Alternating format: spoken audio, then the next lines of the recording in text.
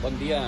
Avui tinc una audiència prèvia, però la tinc a 2:15, a les 13:30. És molt mala hora, perquè tinc tot el matí parat per això, perquè vas pensant en l'audiència, en el que passarà, un rotllo, vaja. Intentaré aprofitar el matí per anar a fer 4 mirades als expedients al jutjat d'aquí al Palau de Justícia, i ara quan obrin aquí fotré el cafè. Salut! Bé, sembla que tinc encara una audiència prèvia davant.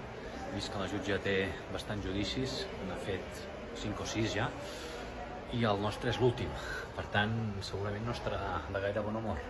Després, quan surti, us explico com ha anat. Bé, ja surto de l'audiència prèvia. El jutge ha acceptat les proves, tant les meves com les de l'altra part. I bueno, aquí el nucli de la controvèrsia està en si el meu client va rebre una donació imputable legítima. En realitat, el que hi ha és una compravenda. Llavors l'altra part diu que aquesta compravenda en realitat va ser una donació.